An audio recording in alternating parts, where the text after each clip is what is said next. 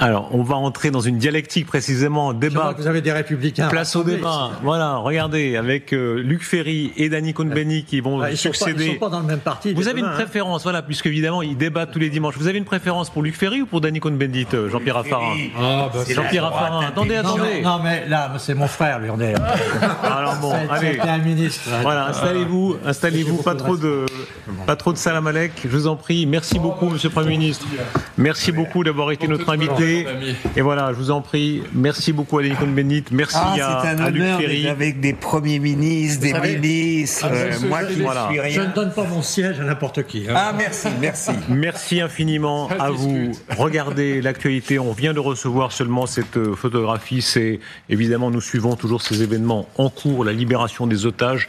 Première image d'otages libérés. Je rappelle, ces 3 femmes otages. Romy Gonen, 24 ans, Émilie Damary, 28 ans, Doron Steinbrecher, 31 ans, qui se retrouvent désormais en Israël.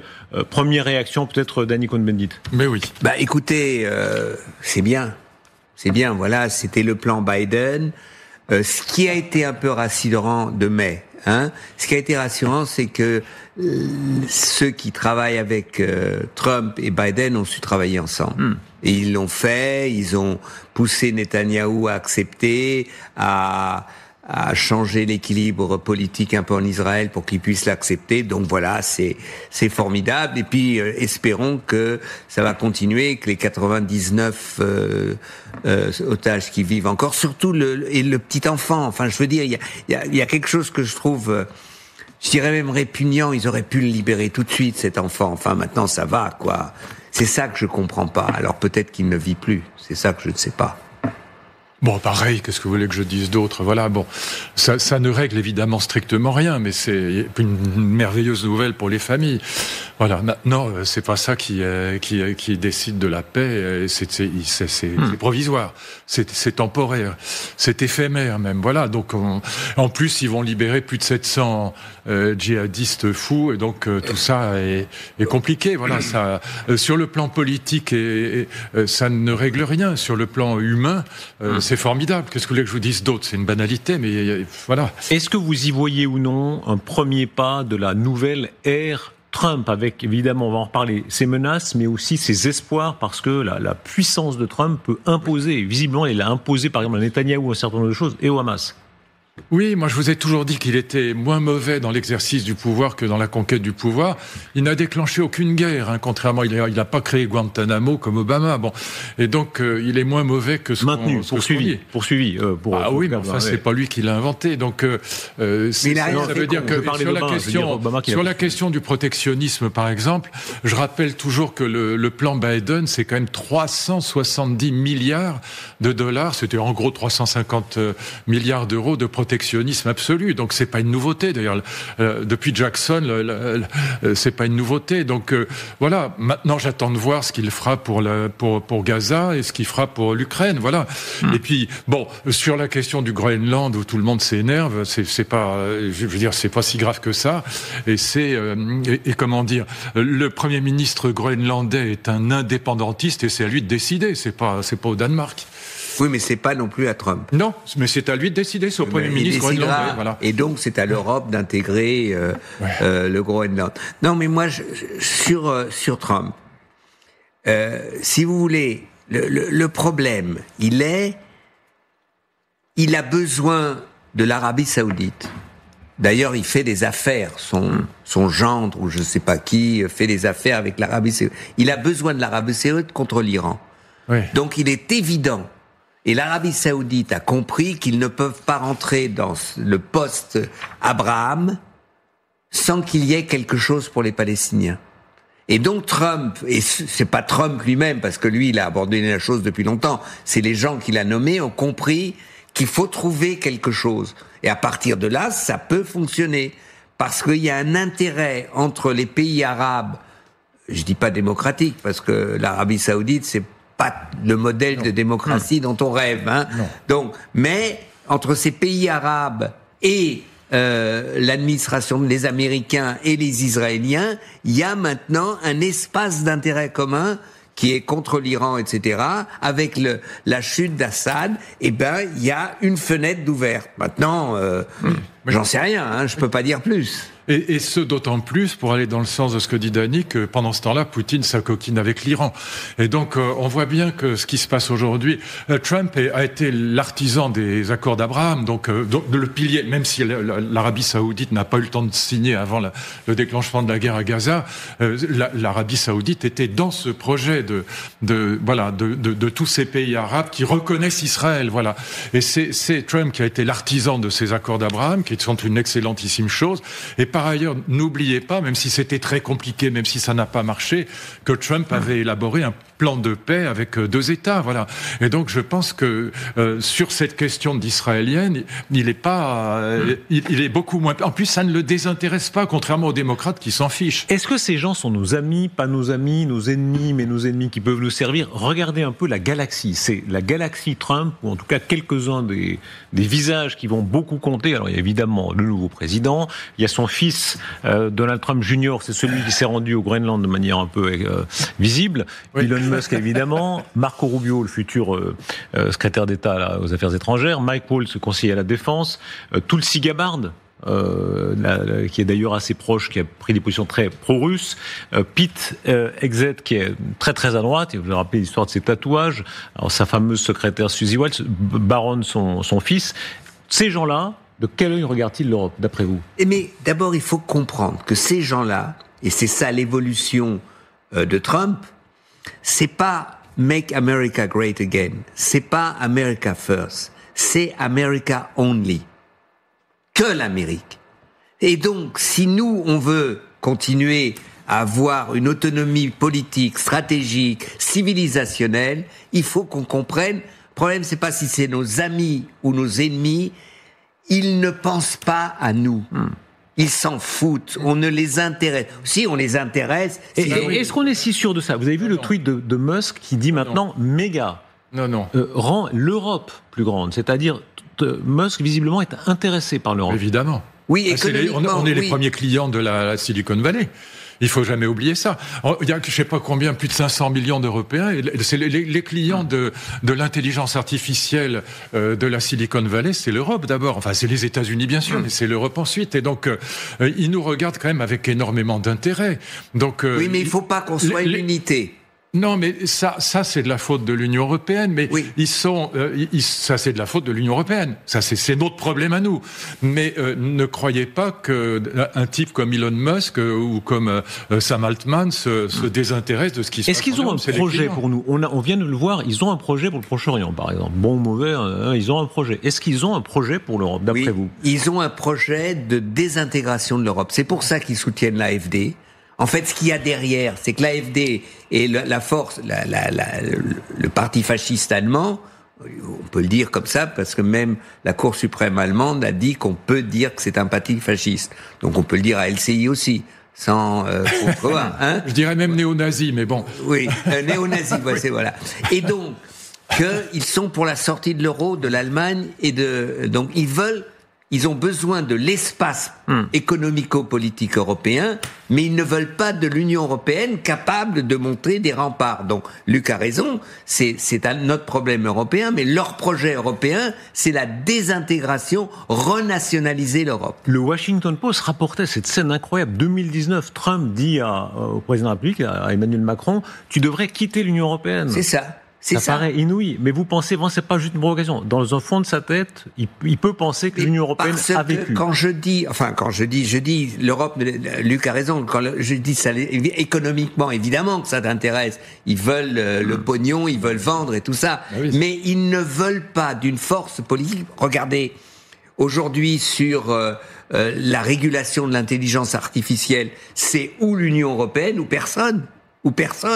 Et si c'est personne, si je lis bien le livre de Luc, c'est pas bien. C'est pas bien si ces personnes, si on ne régule pas. Placement de produits. Non. Vous avez touché combien, Danny Cohn-Bendit? Oh là là. Non, mais ne prenez pas de travers ce que je vais dire, mais la guerre en Ukraine a formidablement affaibli l'Union européenne et en particulier l'Allemagne. La crise économique en Allemagne est très largement liée à la guerre en Ukraine. Bon. Non, et liée à la perte de l'énergie du gaz russe. C'est ce que je te dis, oui. Oui, mais c'est lié à la guerre en Ukraine, oui. Nord Stream 2 n'arrive plus, bon. Et donc, ni le 1 ni le 2 maintenant, puisque l'Ukraine a fini par arrêter la livraison. Et puisque ça passait par l'Ukraine jusqu'à très récemment. Et donc, voilà. Donc, je ne dis pas que le but de Joe Biden était de casser l'Union européenne en boostant la guerre en Ukraine, mais le fait est que la guerre en Ukraine a formidablement affaibli l'Union européenne. Et donc, là, ils n'ont pas besoin de faire grand-chose. Évidemment que lorsqu'Elon Musk soutient l'AfD, c'est pour casser l'Union européenne encore plus, mais on l'a fait nous-mêmes. C'est-à-dire que c'est, pour l'instant, moi je ne cesse de dire que, voilà, que ce soit sur la question sociale, sur le dumping social, ou que ce soit sur le dumping fiscal, l'Union européenne s'est désintégrée elle-même depuis déjà un bon moment. Oui, mais... Et donc ils en profitent. Alors ils rajoutent un peu d'huile sur le feu, c'est tout. Oui, mais là où je suis pas d'accord, c'est que la guerre en Ukraine a remis à l'ordre du jour la défense européenne. Et je crois que c'est pas perdu.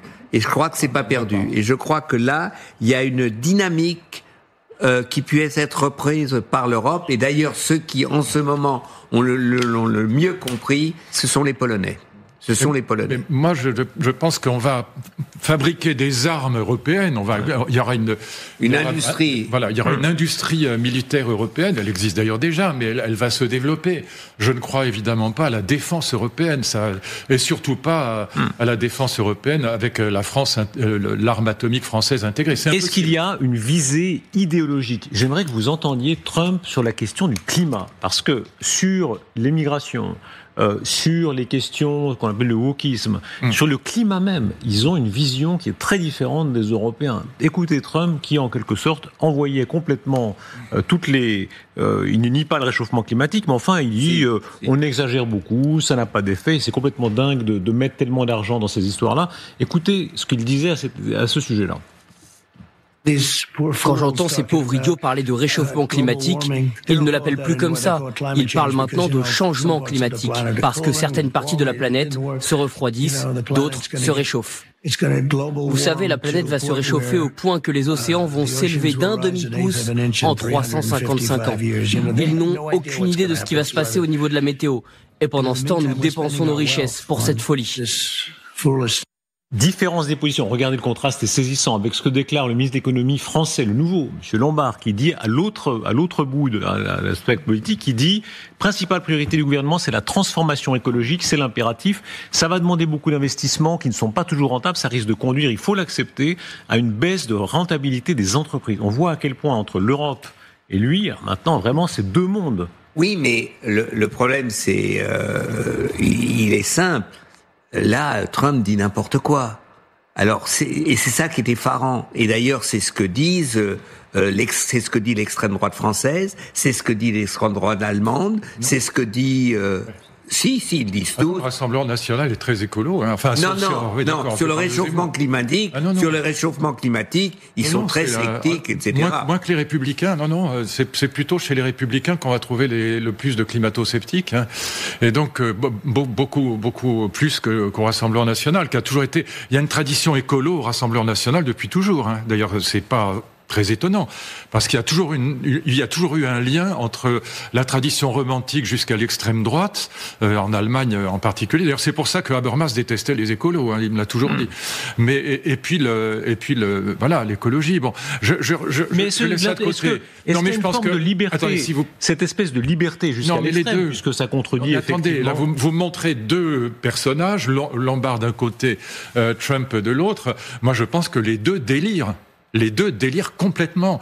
La priorité des priorités aujourd'hui, c'est pas la transition écologique. C'est d'abord la question de la dette, c'est la question de la sécurité, c'est la question de l'immigration. Certes, la question de l'écologie est très importante. C'est la question de savoir quel monde on va laisser à nos enfants. Il n'y a pas que l'écologie. Non. L'écologie en fait partie, mais c'est pas la priorité des priorités. Donc, c'est pour ça que ça justifie Trump d'une certaine manière, parce que les deux déconnent complètement. Parce que les deux disent une bêtise délirante, et du coup, chacun se justifie. Il y a un balancier, selon vous, qui est allé trop loin d'un côté. Mais bien sûr. Du coup, je termine avec ça. Qu'est-ce qui fait qu'un type qui s'intéresse à l'économie, comme Trump, évidemment, puisque c'est sa seule préoccupation, ils se disent, mais attendez, l'écologie décroissante, quand on dit que c'est la priorité des priorités, ça fout l'économie en l'air. Donc, le grand problème de l'écologie aujourd'hui, c'est comment la réconcilier avec l'économie. Donc là, on a deux thèses, c'est une antinomie, on a deux thèses délirantes. Voilà, je suis désolé de le dire. Et elles se justifient l'une l'autre. Alors, si on prend aujourd'hui les dernières déclarations des grandes entreprises allemandes qui sont en difficulté, ils disent un peu la même chose que Lombard. Ils disent, nous avons besoin aujourd'hui d'une transition de production qui sera rentable qu'à posteriori. C'est une transition nécessaire. Et d'ailleurs, quand il y a les chrétiens démocrates disent on va revenir sur la voiture électrique et tout ça, ils disent non, il faut maintenant être sûr, nous devons arriver pour être compétitifs à cette transition. Donc je crois que je suis pas d'accord du tout avec Luc, ce n'est pas une bêtise. Maintenant il faut savoir comment on le met en place ça. Mais il a raison de dire la dette et la transition écologique définissent l'avenir de nos enfants. Non, les deux. Moi, je suis pas du tout d'accord avec ça. Je pense qu'il y a bien. Pas d'accord, mais je dis que la transition écologique est évidemment une priorité, mais c'est pas la priorité des priorités. C'est pas vrai. Moi, c'est faux. Il y a bien d'autres sujets avant. Il y a l'éducation de nos enfants. Il y a la question de la guerre avec l'islamisme. Il y a la question de la sécurité. Il y a la question de l'immigration. Il y a la question du budget. Il y a la question de l'économie. Et moi, je suis contre l'obligation de ces voitures électriques. Je suis d'accord avec Yves Cochet, pour une fois, ce qui est très rare, qui est un vrai écologiste et qui dit la voiture électrique est bien plus polluante que les petites voitures hybrides thermiques. Voilà. Mais ce débat qu'on a là, et là, que ça explique la force de Trump, c'est-à-dire, il faut le dire, dans la jeune génération, beaucoup dans la jeune génération considèrent qu'on n'a même pas le droit d'avoir ce débat-là, que le changement climatique est la priorité absolue, que tout ce qu'on dit en dehors de ça est, pour ainsi dire... Darius, quand quelqu'un dit on n'a pas le droit de, c'est déjà faux. C'est idiot. On a le droit de tout. Maintenant, si c'est vrai, on débat. On l'a vu, par exemple, Moody's avait fait un rapport sur le fait qu'au Canada, le changement climatique amènerait aussi des aspects positifs. Par exemple, les cultures pourraient aller plus au nord, qu'il y aurait Et à l'époque, beaucoup avaient dit c'est scandaleux de dire ça, parce que c'est diminuer la cause. Non, mais le problème, on n'avance pas en disant c'est scandaleux ou pas. C'est faux. C'est faux ce que dit Trump. Il faut rééquilibrer ce que dit Lombard, mais c'est pas faux. Bon, voilà. On est d'accord. Voilà. D'accord. Voilà, parce puis après ça, le problème, c'est le pouvoir de Trump et de nier comme ça, d'une manière, de telle manière, le réchauffement climatique, c'est dangereux. Oui, c'est dangereux. Dany, si je peux me permettre, s'il n'y avait pas le discours des décroissantistes, tu le dis toi-même dans un de tes livres, s'il n'y avait pas le discours des décroissantistes, le discours de Trump serait inaudible. Voilà. Le problème, c'est qu'à force de dire des conneries sur la décroissance, on finit par justifier les conneries de Trump. Non, il y a un autre problème. C'est ça le problème. Oui. Non, simplifie pas. Le problème, il est que, aussi bien pour la dette, que pour la transition écologique, ça nécessite des efforts et que nos sociétés aujourd'hui ont peur de ces efforts. C'est le même problématique. La dette. Prends l'irrationnel de débat sur les retraites, l'irrationnel sur l'âge des retraites. Il y a que la France. Vous discutez en Europe sur 62, 60, il dit, tu nous parles de quoi, là? Tu nous parles de... Délire, tu délires, tu délires. Bon, Donc, je veux dire, on est en France, vous voyez le monde tel qu'il est, Trump au pouvoir, les impérialismes qui se renforcent et tout ça, et nous, le problème majeur, c'est est-ce qu'on va arriver à 64 ou 63,5 ou 63,2 ? Alors, puisque vous abordez ce sujet, est-ce qu'il y a un modèle américain du travail ? Il y a sur notre plateau, Shepard Selam, américaine, qui dit avec beaucoup de franchise, c'est un peu désarmant souvent sur nos plateaux, elle dit les Américains vous regardent comme des gens qui travaillent pas beaucoup. Évidemment. Vous les Européens, et les Français encore moins. Parce que les Américains prennent très peu de vacances, ils ont des heures travaillées beaucoup plus nombreuses, etc. Oui, est-ce que c'est un modèle ? Non. Modèle, non, mais c'est vrai que la France, c'est le pays qui travaille le moins en Europe. Donc, et là où Dany a raison, pour le coup, c'est vrai que ce soit pour le réchauffement climatique ou que ce soit pour la question de la dette, les efforts à faire, les Français n'en veulent pas. Et que ce soit donc sur les efforts climat ou que ce soit sur le travail, parce que le meilleur moyen de réduire la dette, c'est de travailler plus. C'est pas, et puis d'avoir moins de fonctionnaires. Mais c'est d'abord et avant tout de travailler plus. Or, il y a une hostilité au travail en France qui est spécifique à la France. Et il faudrait que les gens comprennent enfin pourquoi. La droite dit c'est la paresse, c'est idiot. La gauche dit c'est le capitalisme qui est très dur, c'est idiot. C'est pas ça le problème. Le problème, c'est qu'en France, on a vu l'effondrement du catholicisme et du communisme, c'est-à-dire des religions de la deuxième vie, du bonheur après. C'est ça qu'on vit en France. Parce que la France a été un pays très catholique et très communiste. Plus que n'importe quel autre, les deux à la fois. Je termine là-dessus, Darius, pour que les gens qui écoutent comprennent très bref. Quand vous perdez l'idée que le bonheur ce sera après la révolution ou après la mort, vous vous dites je vais pas perdre ma vie pour la gagner. Si vous touchez à ma retraite, je sors dans la rue. C'est ça qu'on vit en France. Mais c'est ni la paresse ni le capitalisme qui est devenu plus dur. C'est pas vrai. Le capitalisme est beaucoup moins dur qu'en 1900 ou même qu'en 1950. Est-ce que Trump est un aboutissement capitaliste ? Regardez ces chiffres quand on compare le PIB par habitant. La société américaine, plus concurrentielle, plus inégalitaire, plus capitaliste, qui investit davantage dans la puissance militaire aussi, et évidemment dure avec les faibles, beaucoup plus dure que la société européenne, mais beaucoup plus incitante avec les forts, avec les brillants, avec les esprits, etc. Quand on voit les différences de revenus par habitant, on voit que l'économie américaine a largué l'économie européenne en grande partie, mais évidemment en Europe, sécurité sociale, tissu social, etc., beaucoup plus fort.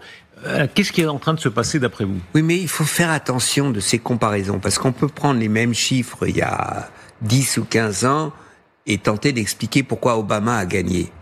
Je veux dire, c'est pas le capitalisme. Il y a un climat qui s'est développé aux États-Unis, etc. Et le capitalisme américain peut élire Carter. Personne ne comprend comment on a pu élire Carter, peut élire Obama, peut élire Trump, et demain, je ne sais pas qui, Elon Musk. Non, pas lui, parce qu'il est sud-américain, il est né en Afrique du Sud, donc de toute façon, pas de problème là-dessus. C'est comme Kissinger, il sera jamais président. Mais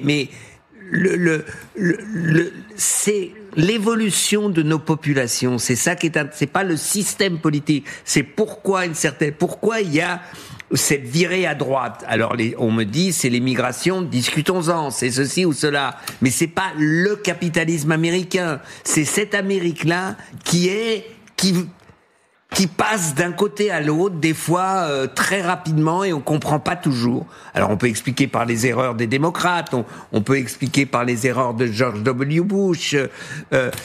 Moi j'étais quand même impressionné, après l'élection d'Obama, du télégramme de George W. Bush qui dit « En fin de compte, c'est bien pour l'Amérique. » C'est quand même étonnant.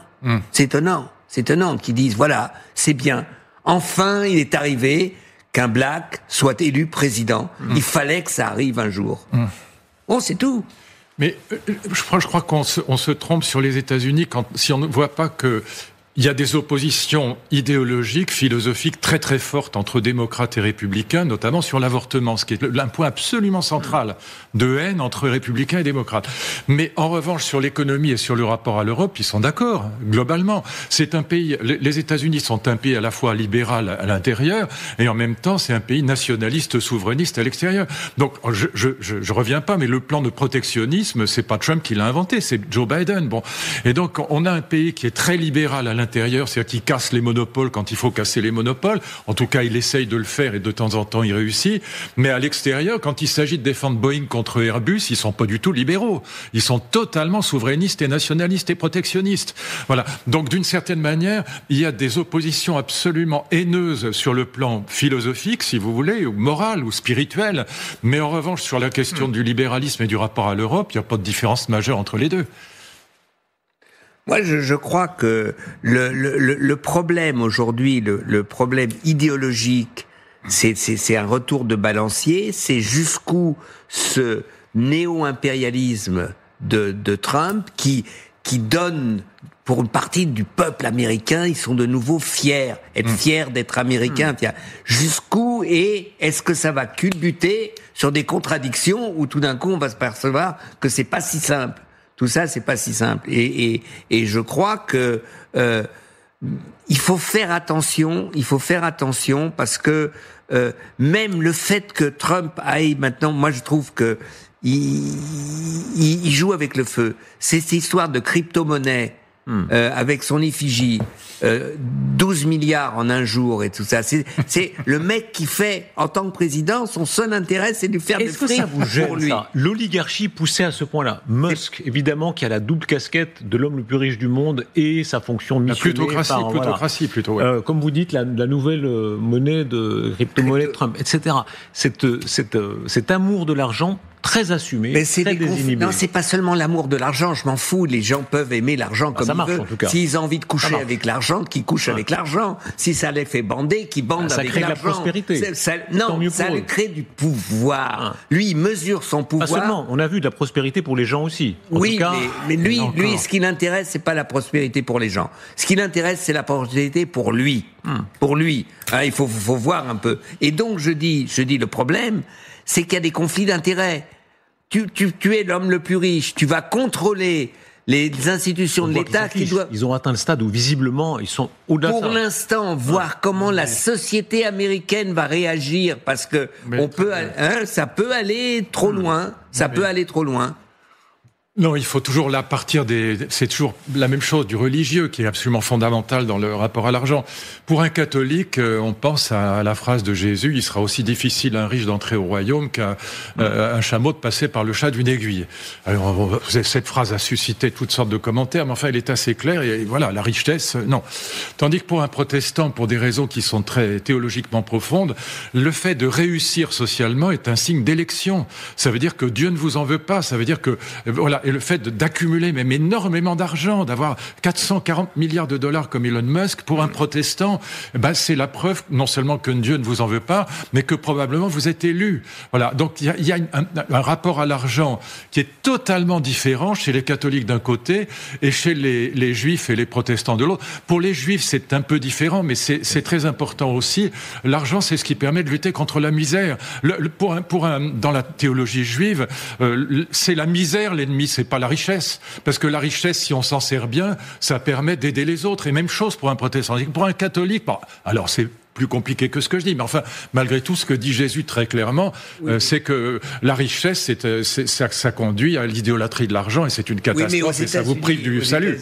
Voilà. Donc là, aux États-Unis, à mon avis, les gens applaudissent. Oui, mais si t'as pas d'argent, de toute façon, tu peux pas être candidat. Non. De toute façon, ça coûte tellement cher, voilà. Mais le fait qu'il crée sa monnaie et qu'il gagne d'un seul coup 12 milliards dans la journée, les gens applaudissent. Oui, mais les conflits, des gens applaudissent, c'est vrai. Le problème, ça va être quand les conflits d'intérêts, les conflits de décision de l'État avec son intérêt personnel ou l'intérêt personnel de Musk. Et c'est là où on va voir s'il y a une substance démocratique dans la société américaine.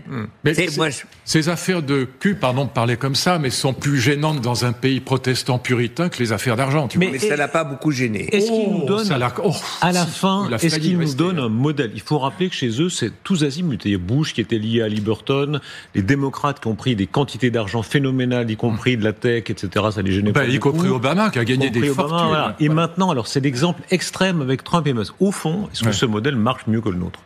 Sur le plan économique, oui, bien sûr, évidemment. Vous savez ce qui se passe aujourd'hui. Non, sur le plan économique, ce qui se passe aujourd'hui, c'est que la Silicon Valley d'un côté et l'Est de la Chine de l'autre sont en train de dominer le monde. Là-dessus, nous sommes une colonie des États-Unis. Et donc, on est sur la troisième révolution industrielle, celle de l'intelligence artificielle, les gens ne la voient toujours pas venir. Mais là, je peux vous dire que cette année même vont sortir les assistants IA, la robotique humanoïde, etc. Elon Musk va fabriquer, écoutez bien, 100 millions de robots intelligents humanoïdes par an. Donc là, ces gens-là vont dominer le monde. Et nous, on est là à dire, on va réguler. Là. Macron a inventé un sommet là en février, un sommet de l'IA, je crois le 10 ou le 11. Bon, et ce sera un sommet sur l'intérêt général et la régulation. Les mecs se marrent en regardant ça depuis les États-Unis. Évidemment qu'il faut réguler. Musk est quand même invité. On voit ce paradoxe. Mais Elon Musk est quand même invité. Ils sont ravis de venir. On les juge à tort ou à raison dangereux, mais on les invite quand même par quoi ? Soumission ? Non, on les invite parce que si vous voulez réguler, il faut qu'il y ait un cadre général. Enfin, non, mais moi, là où je suis pas d'accord avec Luc.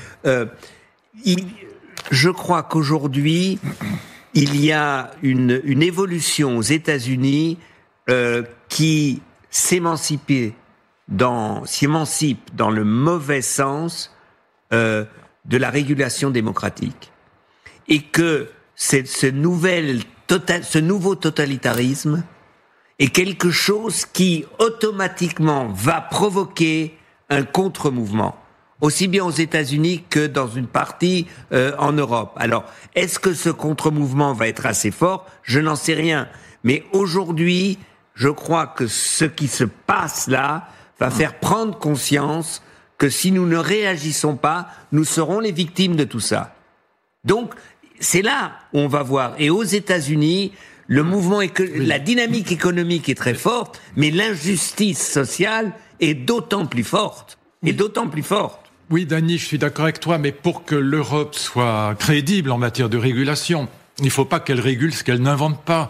Il faut qu'elle soit aussi puissante que les États-Unis. Absolument. Et c'est d'ailleurs l'objet du rapport Draghi, qui est, tout le monde l'a salué, enfin tous les libéraux de la planète l'ont salué, pas seulement les libéraux. Bon, mais il est évident que nous n'aurons de puissance régulatrice que si nous sommes capables d'investir. D'être une puissance. Voilà. Mais d'être une vraie puissance. Oui, non, mais on est d'accord. Et pour l'instant, c'est absolument pas le cas. Pour l'instant, ça se barre on est à un moment de prise de position, et je crois que c'est Raffarin qui le disait tout à l'heure, et comme les États-Unis ou Trump nous obligent à aller plus vite, on peut nous obliger à aller plus vite. Oui.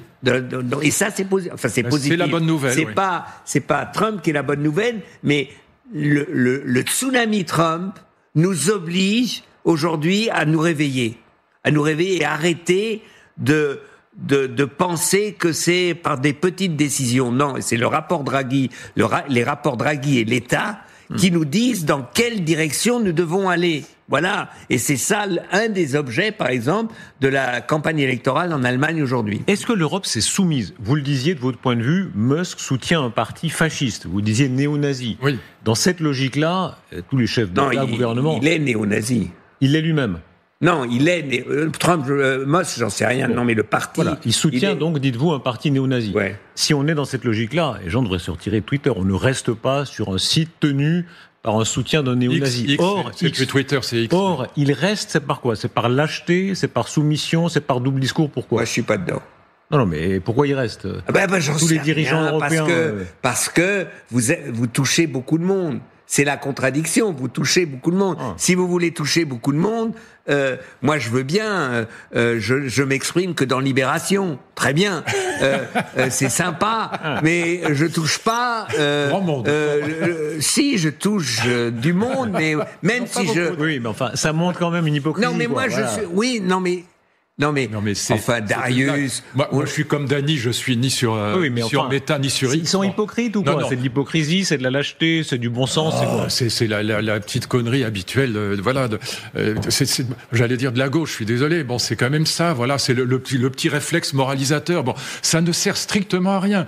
En revanche, ce qui serait très important, c'est d'encadrer ces réseaux sociaux. C'est pas de les quitter. Les quitter, ça sert à rien, tout le monde s'en fout. Mais ce qui serait très important, c'est de les encadrer. Il y a deux moyens de les les encadrer. C'est le Parlement qui devrait décider si quelqu'un a le droit de s'exprimer ou pas. C'est pas les patrons de ces réseaux sociaux qui devraient avoir le choix. Et ça, c'est un scandale. Et deuxièmement, il faut absolument supprimer l'anonymat dans les pays démocratiques. Je n'y reviens pas, je l'ai dit 100 fois ici. Ça, ce serait utile. Mais quitter le X, qu'est-ce que tu veux que ça, c'est le petit réflexe de gauche gentillet. Voilà, mais ça sert à rien. Ça empêche pas. Et là où Dany a raison, c'est que de toute façon, combien il a de followers, Elon Musk? 200 millions. Oui, il y a 250 millions d'usagers, voilà. Je crois. Oui. Mais vous n'avez pas répondu sur la soumission. Le fait que Trump aille jusqu'à dire « je n'exclus pas la violence », même si c'est une exagération de provocation pour prendre le Groenland, si l'Europe avait un peu de dignité, non, c'est pas ça. Elle aurait boycotté la cérémonie d'ouverture. Il y va quand même. C'est quand même un peu bizarre. Alors, ou bien c'est quoi? Pourquoi? Non, c'est pas ça. Je crois que c'est comme pour le Canada, 51e État, etc. Bon, il n'exclut pas la violence. Son discours, alors on n'est évidemment pas obligé d'être d'accord avec lui, c'est si la Chine s'en emparait, évidemment. Parce que la thèse de Trump, alors on peut encore une fois la discuter, on peut dire évidemment que c'est controuvé, que c'est fait exprès, mais la thèse de Trump, c'est qu'il y a une menace chinoise sur le Groenland. Et donc la vérité, j'y reviens, c'est que, à mon avis, c'est pas ni au Danemark ni aux États-Unis de décider. Le Groenland est un pays qui a déclaré son autonomie, qui a un premier ministre, c'est à lui de choisir. Et il est évident que ce que Trump fera, c'est pas d'utiliser les armes pour coloniser le Groenland, c'est lui faire des propositions alléchantes. C'est ça qui va se passer. Quant au Canada, il y a un réflexe nationaliste maintenant qui existe au Canada, y compris dans les États qui ne parlent que l'anglais, que l'américain. Regardez ces images. C'est le président Trump avec son vice-président Vance qui sont là à Arlington. C'est là. Là, c'est le président chef suprême des armées qui apparaît. Voilà, l'apparition, il faut rappeler, là aussi on a parlé de tous les aspects, l'aspect puissance militaire, 900 milliards de dollars de budget. Eux, contrairement à l'Europe, ont parié, continuent à parier sur la puissance militaire. C'est une énorme différence. Oui, bien sûr, oui, bien sûr. Oui, mais l'Europe se réveille en disant il faut qu'on compte plus sur la puissance militaire. C'est ça qui est nouveau. Il ne faut pas l'oublier. On peut radoter toujours la même chose que oui, les Américains évidemment, mais aujourd'hui, face justement à l'agression de Poutine, l'Europe a compris que si l'Europe n'est pas capable de défendre son projet de civilisation et de défendre l'Ukraine, les Américains, on sera soumis aux Américains. Quand vous voyez cette image, l'hommage aux morts, quand Musk répond à Breton, je crois en lui disant « Mon petit gars, si les Américains n'avaient pas été là, tu parlerais russe ou allemand ». Oui. Est-ce qu'il a raison ? Pour les États-Unis de la Deuxième Guerre mondiale, évidemment, oui, bien sûr qu'il a raison. Les États-Unis de la Deuxième Guerre mondiale étaient encore des États-Unis qui aimaient l'Europe. C'est pas le cas aujourd'hui, ni à droite ni à gauche, ni chez les démocrates ni chez les républicains. Obama s'est foutu royalement de l'Europe, il n'en avait rien à faire. Et donc voilà. Encore une fois, sur le plan économique, ces gens-là sont protectionnistes, ils sont souverainistes, ils sont nationalistes et libéraux à l'intérieur. N'oubliez jamais ça. Après, il y a des divergences entre eux très vives sur la question du climat. Les démocrates ne sont pas climato-sceptiques, ils pensent que c'est du négationnisme sur la question de l'avortement, sur un certain nombre de sujets de société qui sont très importants. Maintenant, ce qui est dommage, on voit pas les images, mais moi qui suis allé X fois au cimetière d'Arlington, il faut voir ce que c'est le cimetière d'Arlington. C'est inimaginable, vous voyez ces croix blanches. C'est immense. Voilà. Et c'est très très impressionnant. Il y a un problème, là, parce qu'on parle... Est-ce qu'on parlerait russe ou chinois ? Ou allemand. Ou allemand. Ouais. Toi, tu parles allemand, de toute façon. Pourquoi on parle pas? Pourquoi l'Allemagne n'a pas gagné? Je vais vous le dire. Grâce à la folie de Hitler. Si Hitler s'en était tenu au pacte hitléro-germaniste, c'est-à-dire avec Staline, il n'avait pas attaqué. Eh bien, aujourd'hui, la Russie et l'Allemagne dominaient l'Europe. Et on avait parce que les Américains rentraient pas en guerre. C'était impossible. Je veux dire, ce qui est cette folie, ce moment-là, et quand les communistes nous ont raconté pendant des années, mais non, l'accord avec Hitler, c'était pour se préparer à faire la guerre, ils avaient rien préparé, rien du tout. Ils préparé la division, la mise, la soumission du reste de l'Europe à l'Allemagne et il faut rappeler de toute façon que et les Soviétiques et les Américains sont entrés en guerre quand ils ont été attaqués eux-mêmes, en 1941. Avant ça, ni l'un ni l'autre ne sont entrés en guerre. Ce qui rappelle que chacun doit se défendre. C'est comme la règle. C'est vrai aussi. Mais enfin, n'oubliez jamais que Roosevelt détestait De Gaulle, trouvait Pétain bien supérieur à De Gaulle. Enfin, voilà, c'était compliqué. Hein. C'est quand même Churchill à qui on doit beaucoup.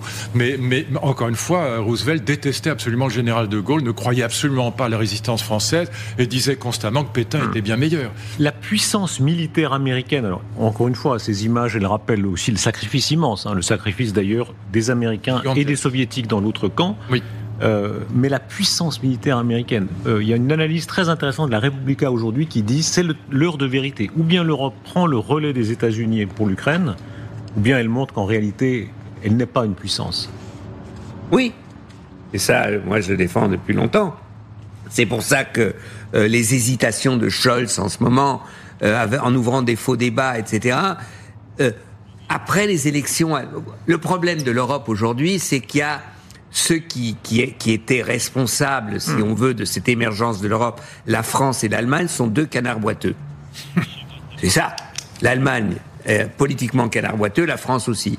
Et que le seul pays qui aujourd'hui relève la tête, c'est la Pologne. Et si la France et l'Allemagne, après donc les élections en Allemagne, et j'espère au plus tard en 27 en France, il faut qu'il y ait un réveil, parce que l'impérialisme russe, la volonté de Russie aussi de détruire l'unité européenne, comme une volonté analogue des Américains, si on ne résiste pas, alors on peut le faire à 10, je ne sais pas, après on va discuter, mais s'il n'y a pas un bloc européen appelé et prêt à faire un autre projet, de devenir une vraie, pas seulement résistance, mais une vraie puissance, eh bien on sera mal. J'aimerais votre commentaire vraiment sur ces images qu'on voit là. Il y a ce mot vertigineux de Jefferson qui dit les États-Unis, donc déjà à l'époque, le père fondateur, c'est l'empire de la liberté, c'est-à-dire c'est l'empire impérial, dominateur, etc., mais de la liberté. Historiquement, ce sont quand même les défenseurs de la liberté dans le monde. Est-ce que c'est toujours vrai pour vous aujourd'hui ? C'était déjà à l'époque pas tout à fait vrai. Les Noirs n'étaient pas libres. L'esclavage, c'était pas la liberté. Je veux dire, les Américains ont une intelligence incroyable, même dans les moments de macartisme, de dire on est les grands défenseurs de la liberté. Donc il faut faire attention aux grandes phrases aussi. Mais à la fin, on préfère que ce soit eux qui aient gagné plutôt que les Soviétiques. Ah mais bien sûr, mais moi je suis pro-américain. Je dis simplement, c'est pas ce genre de phrase, ça ne correspond pas toujours à la réalité. Et aujourd'hui, il y a des injustices, des non-libertés aux États-Unis qui sont flagrantes. Ça ne veut pas dire qu'ils sont pires que chez nous, mais ils sont... c'est flagrant. Regardez ces images. On va changer d'image puisqu'on suit cet événement. Il est en cours. Regardez, l'image est extrêmement forte. Il camoufle ici les sorties. On est à l'hôpital Sheba à Tel Aviv et ce sont les otages qui sont libérés et qui sont ramenés à leur famille, et voilà, pour protéger de la curiosité, puisqu'ils sont encore dans un moment de retrouvailles avec leur famille. Les familles sont amenées, il y aura les retrouvailles. Je rappelle que pour l'instant ce sont 3 otages, 3 femmes israéliennes qui sont libérées: Romy Gonen, Émilie Damari, Doron Steinbrechet, jeunes femmes 24 ans, 28 ans, 31 ans, qui sont libérées. Mike Waltz, c'est le futur conseiller à la défense, à la sécurité, de Trump, dit c'est aussi grâce à nous. Évidemment, ça. Oui, mais là, Danny avait raison tout à l'heure. Biden et Trump ont travaillé ensemble. Moi, j'ai des amis très très anti-Trump et qui disent voilà, il a réussi quand même à tordre le bras à Netanyahou. Bon, alors sur la stratégie de la puissance, on n'est pas d'accord depuis le début. Je pense que la stratégie de la guerre contre la Russie ne conduit qu'à la catastrophe, et donc je sais pas du tout. Je sais que ça enchante nos militaires parce qu'ils disent c'est chic, on va pouvoir avoir des budgets. Je les comprends, mais je pense que c'est une stratégie. Je termine, si vous permettez, sinon ça n'a pas de sens. Je pense que c'est une stratégie qui ne conduit qu'à faire de Poutine le leader des BRICS, et notamment de l'Iran. Alors ces images, sont très touchantes, les images. Donc les otages, les 3 otages sont avec leur mère. Elles montent là dans l'ambulance et elles vont rejoindre leur famille entière. Et il y a encore des examens médicaux qui seront faits, parce qu'il faut évidemment rappeler la durée du calvaire depuis le 7 octobre. Ça fait 1 an. Ça fait 1 an. Mais enfin, n'oubliez pas qu'il y en a encore 90 dehors, on ne sait pas qui est vivant, qui est mort, là il y en a 3, et donc cette attente pour les familles, mais c'est une horreur. Enfin, imaginez ça. Voilà, imaginez que ce soit votre frère, votre fille, vos enfants, vos parents. Bon, c'est une horreur absolue. Ce que fait le Hamas, c'est d'une ignominie qui dépasse tout. Voilà, bon. Et donc, on peut se réjouir, mais enfin, on peut aussi voir à quel point c'est dégueulasse. Mais il y a un problème. Il y a les deux. Qu'on n'ose pas dire, c'est que ces femmes-là vont être soignées. Il va y avoir les tests, si elles sont enceintes, si elles ont été violées. Et voilà, c'est ça qui a derrière. C'est atroce. Je m'excuse, mais c'est ça la question qu'il y a. J'espère que non. Je dis, mais c'est ce qu'on ne sait pas avec ce genre d'islamistes. C'est évidemment l'angoisse qu'on a. Et ce bébé de 5 mois, on ne sait même pas s'il est vivant ou pas, qui doit avoir maintenant... Alors, imaginez ce bébé de 5 mois. Voilà. Il est élevé par une famille palestinienne. Vous l'enlevez maintenant à 5 mois. Il était 1 an et demi avec une mère palestinienne.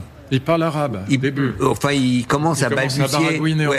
Et vous l'enlevez pour l'amener en Israël. Enfin, vous vous rendez compte de ce que ça veut dire psychologiquement dans l'histoire, la préhistoire et l'histoire de cet enfant ? Mais c'est horrible. Donc ces gens sont vraiment des ordures, il faut le dire, voilà. Alors, voilà, comment est-ce qu'on sort de ça ? Donc là-dessus, on est d'accord tous les deux États, etc. Comment on y arrive ? C'est pas gagné, voilà. Donc il faut pas s'extasier devant ces images. Bien sûr qu'on est heureux pour les familles, bien sûr. Je me mets à la place de... si c'était mes filles, évidemment, si j'en retrouvais une, je serais fou de joie. Mais encore une fois, ça ne règle absolument rien. Voilà, donc on est à l'hôpital Sheba à Tel Aviv. Donc l'hélicoptère a amené, je le rappelle, les 3 otages libérés avec leur mère, et c'est la retrouvaille avec les familles. Précédemment, donc c'est les équipes de la Croix-Rouge, le CICR, qui étaient allés les récupérer. On a vu ces images très impressionnantes. Alors celle-là avec ses bâches pour protéger de la curiosité en attendant peut-être qu'elle s'exprime, puisque dans d'autres circonstances, ensuite elles avaient tenu des conférences de presse, mais là on attend évidemment cela et on attend les examens. Et avant cela, on avait vu leur convoi dans Gaza dévasté. Le cycle de la haine, est-ce qu'on en est sorti, ou au fond, est-ce que tout ça va créer encore plus de vocation de haine de part et d'autre? À Gaza, c'est très difficile, parce que moi je vois France Info qui reprend les chiffres du Hamas. Moi jamais, je ne connais pas les chiffres. C'est très compliqué. Mais enfin, il y a certainement des dizaines de milliers de morts. Probablement les Américains eux-mêmes articulent des chiffres très élevés. Voilà, très élevés. 40 ou 50 000 morts et probablement 80% de civils. Donc il est évident que la haine d'Israël chez les Palestiniens, mettez-vous à leur place. Enfin, moi je serais à leur place, je haïrais Israël. Comment voulez-vous que ce soit autrement ? On ne peut pas demander aux gens de se dépasser à ce point-là. Bon. Et donc, il est évident que... on l'a tous dit, je vois que Jean-Pierre Raffarin l'a dit tout à l'heure, sans la stratégie de 2 États, il n'y a aucune paix possible. Et sans une représentation à Gaza qui ne soit pas le Hamas. C'est ça. Et c'est ça qui va être très dur. Et c'est là que l'Arabie Saoudite peut jouer un rôle très important. Et l'Égypte. C'est-à-dire qu'en fait, il faut une force d'interposition qui sont les pays arabes. Bien sûr. Il peut y avoir le Maroc, qui permettent à Ramallah, à l'autorité palestinienne, de prendre la gestion de Gaza. Et si ça va dans cette direction, il y aura un conflit armé entre l'autorité palestinienne et le Hamas. Comme il y a un conflit armé en ce moment à Jénine, par exemple, entre l'autorité palestinienne et des groupes terroristes. Donc, il faut vraiment y mettre le paquet. Mais sur la réconciliation à la fin, prenons l'exemple franco-allemand, parce qu'il ne faut pas non plus rêver. En 1945, la haine des Français contre l'Allemagne était incommensurable.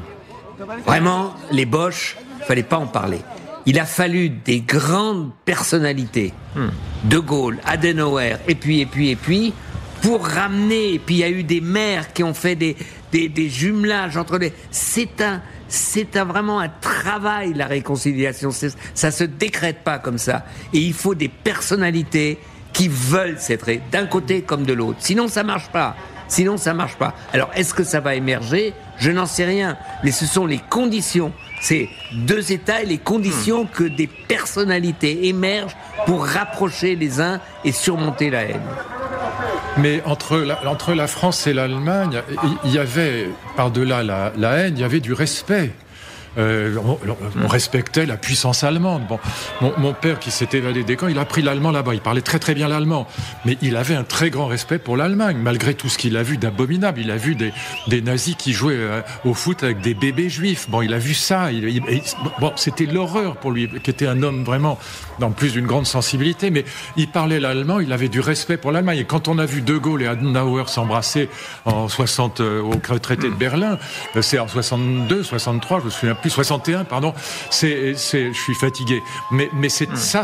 Alors, il faudrait l'équivalent d'un De Gaulle ou d'un Adenauer des deux côtés. C'est-à-dire, il faudrait un Yitzhak Rabin à nouveau et l'équivalent, Sauf que là, il y a une terre pour deux peuples. C'est comme une grande différence. Hein. C'est vrai. Oui. C'est la spécificité. Mais évidemment qu'on peut pas calquer l'histoire comme ça. Non, c'est vrai. Mais il y avait du respect. Là, il n'y a pas de respect. Pour dire, quand Luc dit, il faudrait un Rabin. Il faut pas oublier qu'une partie du gouvernement de Netanyahou fête chaque année l'assassinat de Rabin.